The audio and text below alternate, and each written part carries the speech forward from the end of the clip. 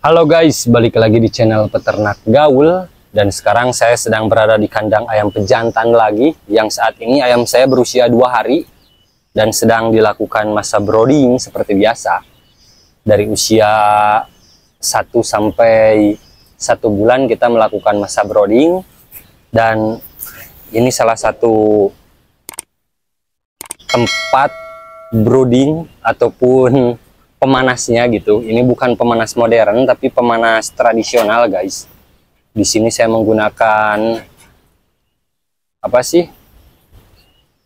drum oli yang saya desain menjadi tempat pemanas ayam. Kalian bisa lihat di sini di dalamnya kayu bakar, dan di sini saya menggunakan pintu guys dengan menggunakan satu engsel. Buat kalian yang ingin buat, kalian bisa lihat sendirilah bentukannya seperti ini, memakai pintu, memakai cerobong.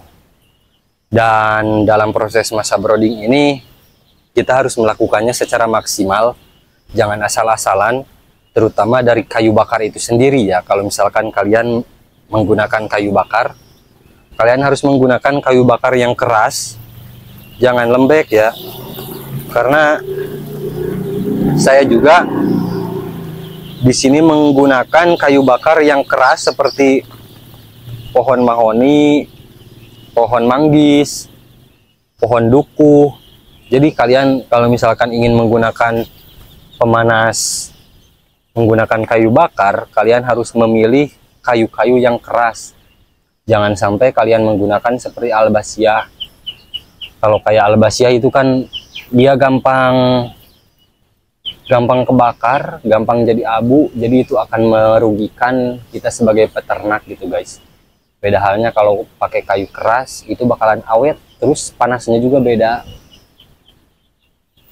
Nah, kalian bisa lihat nih guys, ayam-ayam saya alhamdulillah sehat-sehat. Semoga sehat sampai akhir, sampai panen dan mendapatkan hasil yang baik. Dan untuk pemanas siang malam ini dilakukan selama 14 hari. Dan nanti kalau udah setelah 14 hari itu brooding siangnya ataupun open siangnya itu dikurangi. Jadi hanya malam doang kalau misalkan ngopennya udah 2 minggu. Jadi intinya kita melakukan pemanasan itu dari usia 1 sampai 2 minggu itu siang malam. Tapi kalau sudah 2 minggu kita cukup hanya di malam saja. Ini agak sedikit perih guys, karena emang kayu bakarnya baru dimasukin tadi. Sekarang kita lihat ke sini supaya tidak terlalu perih. Kameramen saya kepedihan ini. Dan untuk melihat apakah ruangan di dalam kandang itu panas ataupun nyaman untuk ayam pejantan, kalian bisa lihat di kolong. Kalau misalkan di kolong-kolong itu tidak ada ayam, berarti ruangan di dalam kandang itu panas. Beda halnya kalau misalkan ayam mendekat ke kolong-kolong itu dipastikan bahwa ruangan itu dingin, jadi kurang nyaman lah untuk ayam, mereka kedinginan. Namun bisa kalian lihat di ruangan ini, si ayam itu pada minggir dari drum, jadi mereka pada nyebar, tidak mendekati drum. Nah itu artinya berarti si ayam nyaman. Dan juga ruangan ini hangat untuk ayam, jadi tidak panas, tidak dingin. Jadi dalam masa brooding itu jangan sampai kepanasan, apalagi dingin gitu. Jadi harus stabil di 30-32 derajat Celcius. Kecuali kalau malam kalian bisa taikan ke 34 derajat Celcius. Apalagi musim hujan seperti saat ini di tempat saya, ini malam rada ditaikin derajatnya, yaitu dengan cara membuka pintu yang tadi selama mungkin sampai ruangan panas, nah baru ditutup lagi. Jadi seperti itu untuk menaikkan suhu di dalam ruangan dengan menggunakan open tradisional guys. Dan untuk masalah hasil dari pemanas tradisional itu sudah terbukti sih sangat bagus. Jadi emang ada beberapa ya pemanas tradisional itu, salah satunya menggunakan kayu bakar ataupun serbuk gergaji. Dulu saya sempat menggunakan serbuk gergaji, cuma kekurangan dari serbuk gergaji itu yaitu kerjanya lumayan capek, soalnya dia harus neken-neken dulu si serbuk gergaji baru dinyalakan. Dan juga si ruangan di dalam kandang ini bakalan agak sedikit gelap sama asap ya, karena serbuk gergaji itu lumayan mengeluarkan asap sangat pekat gitu. Makanya saya memutuskan untuk mengganti pemanas ini menggunakan kayu bakar guys, karena emang untuk operasionalnya sendiri ini sama-sama sih. Jadi serbuk gergaji misalkan habis 500.000, nah si kayu bakar juga sama menghabiskan 500.000.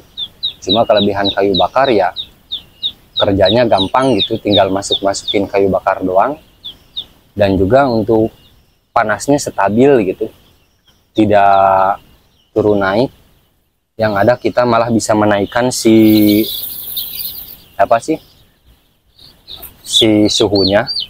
Dan dalam masa brooding juga kalian harus sering-sering ngecek sudut-sudut ruangan kayak gini nih, jangan sampai ada celah dari bawah yang bisa mendatangkan angin masuk, karena ini berpotensi tidak baik untuk ayam itu sendiri.